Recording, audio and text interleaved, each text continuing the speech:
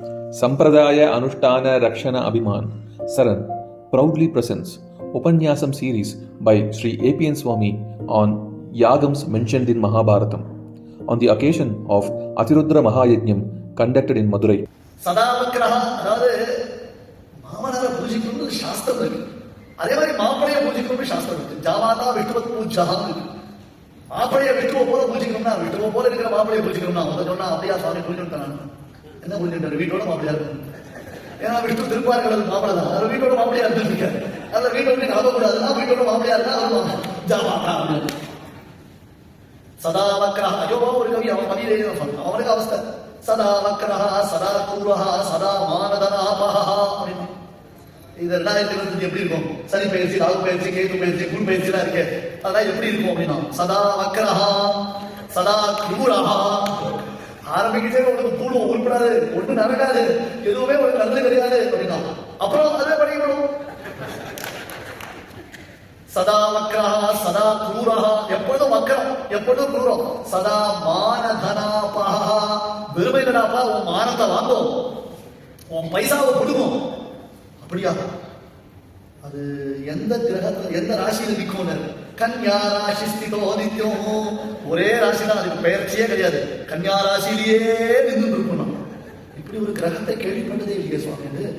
இது 10வது கிரகம். 10வது கிரகமா? 9 கிரகத்துக்கே உயிர் போயிடுது, இவ்வளவு அவஸ்தப்பட்டு இருக்கோம். 10வது கிரகமா? அது எங்க இருக்கிறார்? ஜாமாதா தசமோ கிரகா, அதுக்கு பேர் தான் மாப்பிள்ளை. கன்யா ராசி விட்டு நகரவே நகராது, எப்பொழுதும் வக்கரம், எப்பொழுதும் குருறோம், கருணும். காஃபி சாப்பிட்றியான்னு கேட்டா காஃபியே கொடுத்து கொடுத்துலே இருக்கும். காஃபியை கொடுத்து கொடுத்தா ஏன் காஃபி சாப்பிட்றியான்னு கேட்காம கொடுத்து. இது என்ன பண்ண முடியும்? சதா வக்ரஹா சதா குருரஹா சதா மானதனாபஹா. எங்கடா? கன்யா ராசி ஸ்திதோ நித்தியம் ஜாமாதா தசமோகிரஹா. அத கூழுக்கு மாதா தோற்று இல்லை. மாப்பிள்ளைய பூஜிக்கிறோம்னு சாஸ்திரம் இருக்கு, மாமனார குருவா உபாசிக்கணும்னு சாஸ்திரம் இருக்கு. தட்சணம் கோபம் அவனுக்கு, அது ஒரு மாதிரி பொங்கி தந்துவோம், அது பயங்கரமான கோபம் அவனுக்கு. அந்த கோபத்துல அதுதான் ஏஷனே சிஷ்யதாம் பிராப்தா என்னே துகிதம் கிரகித்து பாணிம் விப்ராக் முகதா சாவித்ரியா இவ சாதுவது கிரஹீத்வா விலசாவாக்ஷ்யாஹ பாணிம் மர்க்கடலோச்சனஹ. திரிலோச்சனன்னு பேர் அவனுக்கு, விஷமலோச்சனன்னு பேர். 3வது கண்ணு நெருப்பு கண்ணு, அப்படியே நெருப்போ கக்கும், நெருப்போ உமிழும் அந்த 3வது கண்ணு. இவன் குரங்கு கண்ணன் தான் தக்ஷன். எவ்வளவு அபச்சாரப்பட முடியுமோ அவ்வளவு அபச்சாரப்பட்டிருக்கான், சாமானியமா இல்லை. இது நாளைக்கு உபன்யாசத்தை பார்க்க போறோம். இதே மாதிரி ஒருத்தன் யாரு? சிசுபாலன். இதே மாதிரி ஒருத்தன் சிசுபாலன் கேட்பார் செவிஷனும் கீழ்மை வசவுகள்னு. யாரெல்லாம் பகவானை தூஷிப்பதற்கு ட்ரஸ்ட் வச்சிருக்காளோ அவளே இவருக்கு சம்பாவனை பண்ண முடியாத அளவுக்கு வைக்கிறார். அதிருத்திரத்துக்கெல்லாம் கூட அவளை சம்பாவனை பண்ண மாட்டான். தெரியும், தெருவோரம் போட்டு இந்த கருப்பு சட்டைய கூட ஆஸ்திகமா ஆக்கிட்டார் இந்த ஐயப்பன். ஒருத்தனாலே ஒண்ணு பண்ண முடியல. இந்த சீசன்ல கருப்பு சட்டையை போட்டு ஆஸ்திகத்துக்கு எதிர்ப்பு தெரிவித்தானா உடனே அங்க மாலை போட்டுட்டு இருக்காரு. இவன் என்னதான் பண்றது தெரியல, பாவா இல்லையா? அவர் மாத்தி விட்டு போயிட்டார், போகலாம் எல்லாரும் சேர்த்து கருப்பு சட்டை போட்டு போகலாம். அதனால பகவத் தூஷணம் சில பேருக்கு கைவந்த கதை. இவன் எனக்கு சிஷ்யன், நான் என்னுடைய பெண்ணை கல்யாணம் பண்ணி கொடுத்துருக்கேன். குரங்கு கையில பூமாலை கொடுத்தா மாதிரி அழுத்து, கிளிய வந்து குரங்கு கையில கொடுத்தா மாதிரி அழுத்து, எப்பேற்பட்ட சாவித்ரியா இவ சாதுவது. பார்த்தா எப்படி உட்காந்துருக்கான் இந்த பூனையை பார்ப்பிக்கமான சாதுவா உட்காந்துருக்காங்க. நியாயமானது? நீங்க எல்லாம் பெரியவர்கள் கேட்க மாட்டேன், இந்த சபையில் என்ன நடக்குதுன்னு கேட்க மாட்டீங்களா? புருகு அப்படி தாடி அப்படி தாடி தடவிட்டு புருகு சிரிக்கிறார். இதுக்கெல்லாம் சேர்த்து வச்சு பரிசு வர போகும். பூஷன் இருக்கான், பகன் இருக்கான், கண்ண உருட்டி சூப்பர் கேள்வி, நல்ல கேள்வி, டக்குனு கூடுதலா கேட்க. சிவனுக்கு இது தேவைதான், பரமேஸ்வரனுக்கு இது தேவைதான். பகன் பல்ல காட்டி சிரிச்சான், பூஷன் பல்ல காமிச்சான், பகன் கண்ண உருட்டு உருட்டினான், பிருகு தாடி அப்படி தடவி மாட்டான். சூப்பர் கேள்வி. என்ன அவரால் கேட்க முடியல? அவரால் கேட்க முடியல. கிரஹீத்வா விலசாவாக்ஷ்யாஹ பாணிம் மர்க்கடலோச்சனஹ. மானை போன்ற கண்ணுடைய என்னுடைய பெண்ணை குரங்கு கண்ணனையும் பிடிச்சுடாப்பா.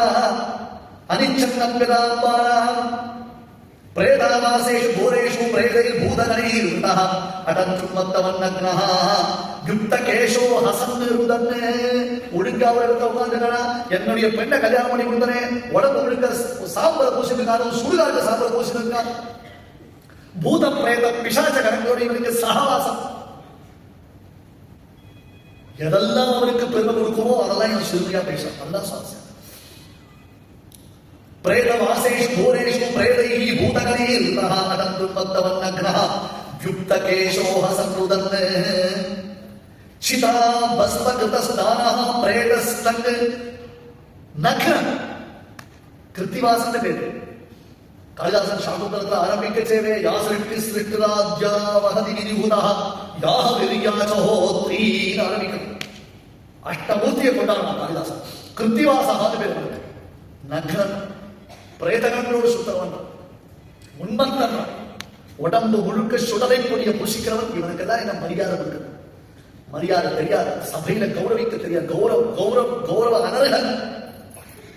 எந்த விதத்திலையும் யாராலையும் எனக்கு கௌரவம் கொடுக்க கூடாது. தஸ்மாத் உன்மாதனாதாய நட்டசோச்சாய துர்கிருதே. ஆச்சாரம் இல்லாத துல்லியம் ஆச்சாரம்.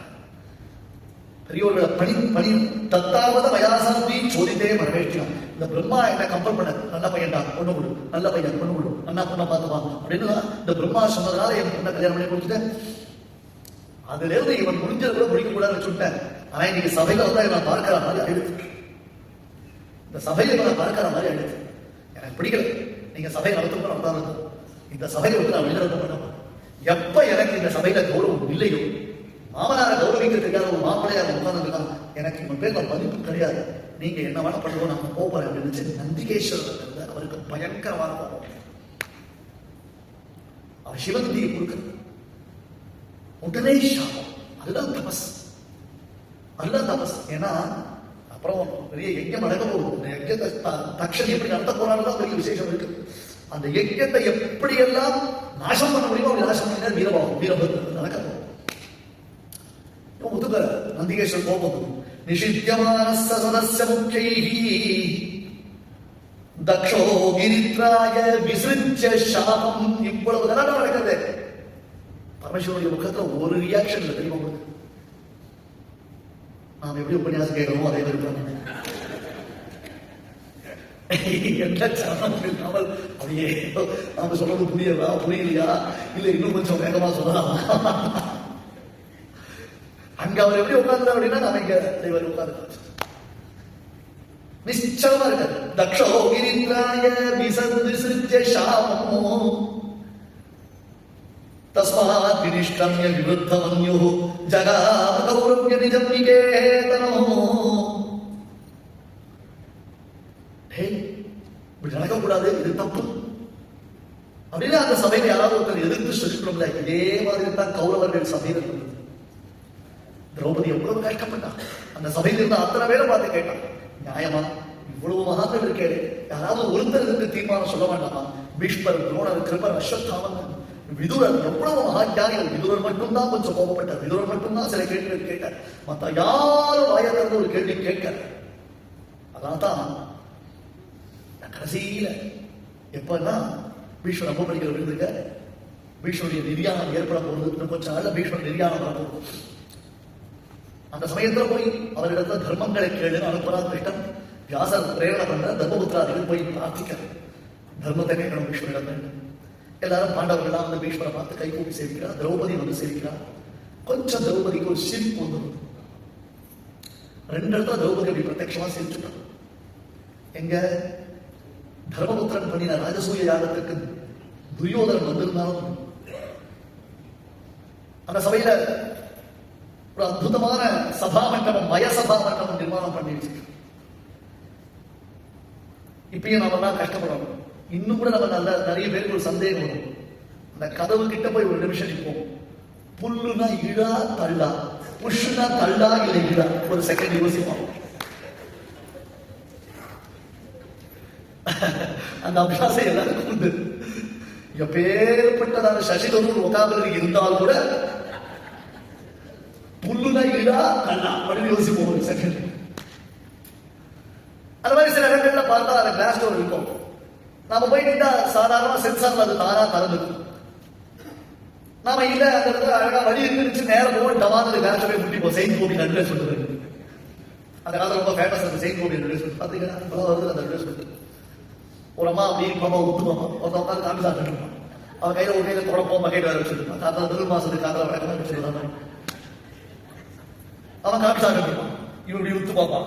அவன் என்னடா நம்ம காமி சாப்பிட உத்து பார்க்க வரைக்கும் அந்த பக்கெட்ல என்ன ஒரு கடைக்கு அப்படி குத்துவான். அவன் அப்படியே பயந்தான் அப்படின்வான். கட்சியில பார்த்தா நடுவில் ஒரு பெரிய கிளாஸ். என்ன அர்த்தம்? தத்ரூபமா இருக்கும் அந்த செயின்ட் கோபி கிளாஸ். அது கிளாஸ் இருக்கிறதே தெரியாது. ஒரு பார்ட்டிஷன் இருக்கிறது. அவன் தண்ணி கொண்டது எதுக்கோசரம் அந்த கிளாஸ் அளப்பதுக்கு தண்ணி கொண்டுவான். இவன் தப்பேதான் அவன் தண்ணி கொண்டுறான்னு பயந்து இருக்குவான். கடைசியில் நடுவில் கிளாஸ் இருக்கும். அவ்வளவு கிறிஸ்டல் கிளியரா இருக்குமா. இந்த மாதிரி தான் தர்மபுத்தருடைய சபாமண்டபம் இருந்தது.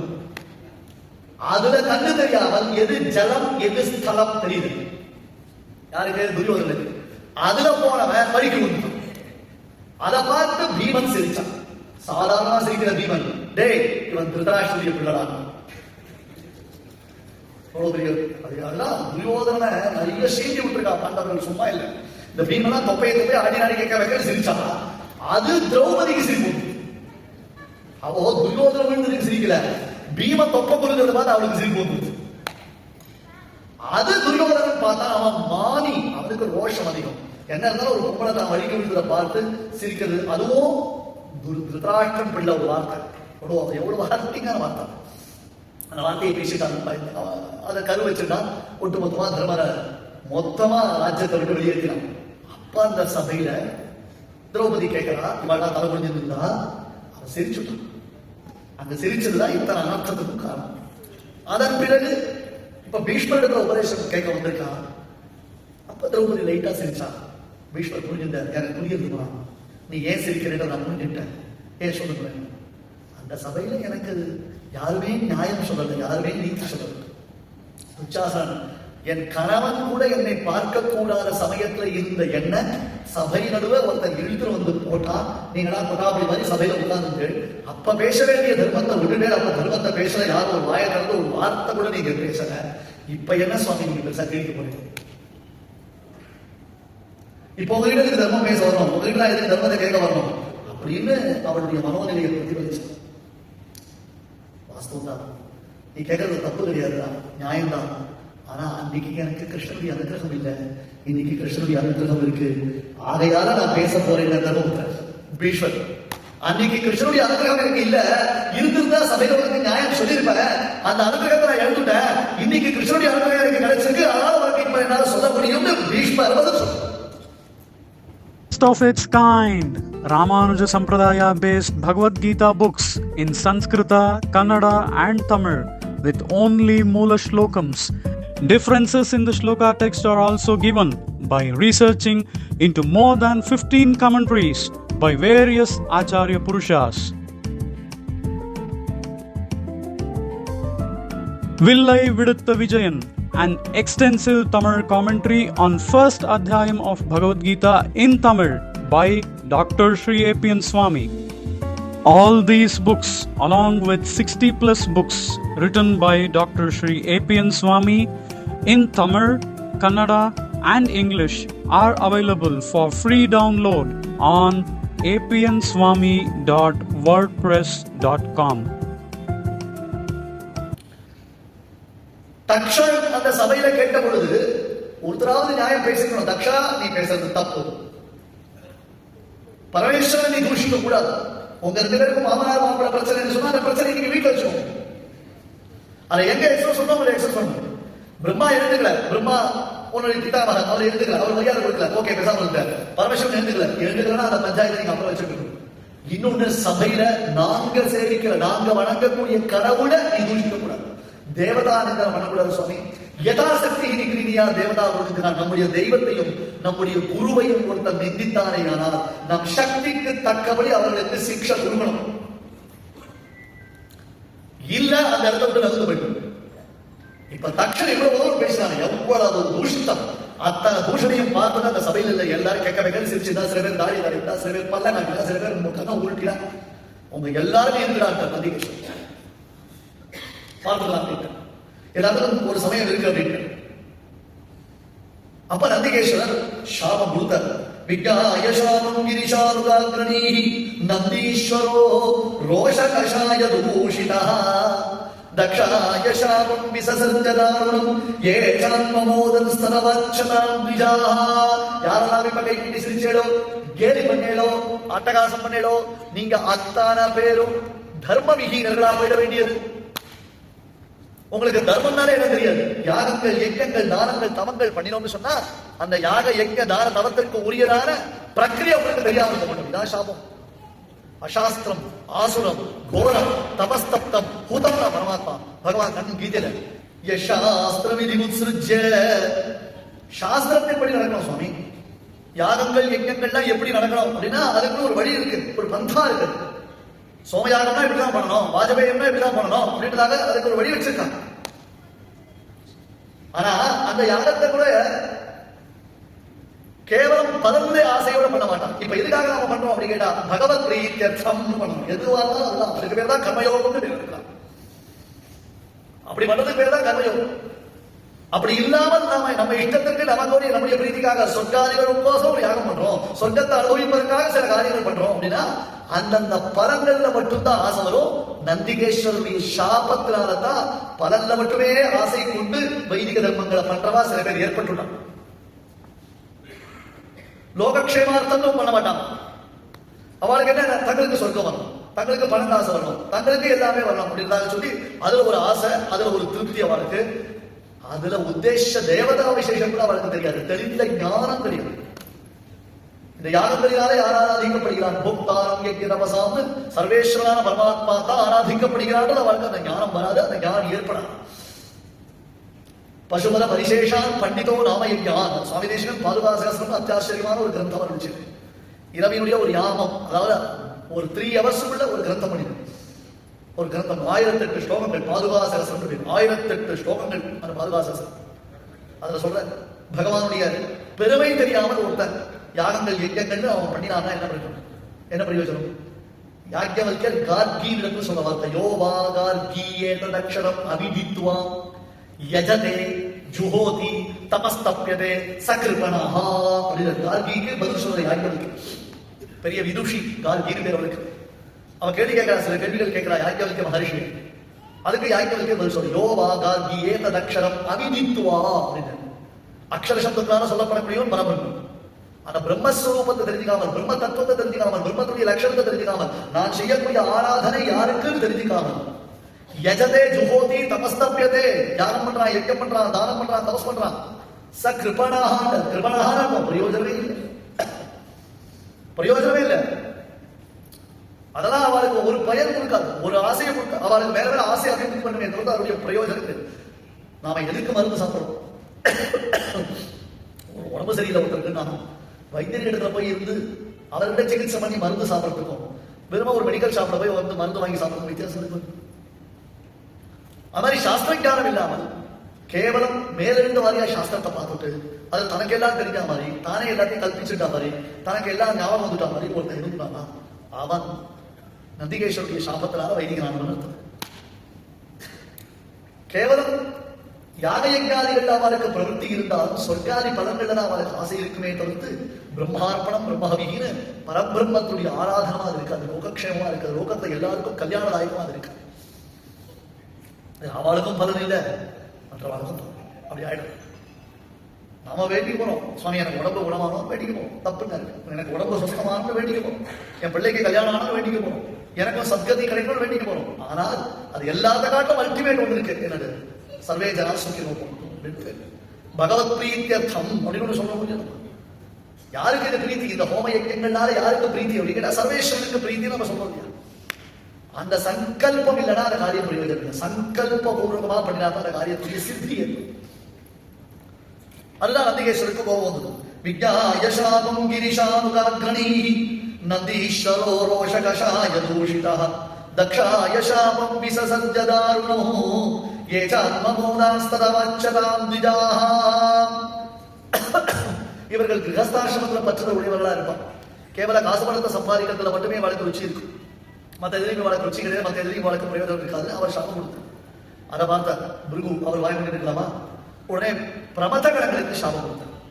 भृगुः प्रत्यसृज्यच्चापम् ब्रह्मदण्डम् दुरत्ययम् भवव्रतधरा ये च तान् समनुव्रताः पाखण्डिनस्ते भवन्तो सच्छास्त्रपरिपन्थिनः नष्टशौचा मूढधियः जटाभस्मास्तिधारिणः இது பிருகுடைய சாபம்.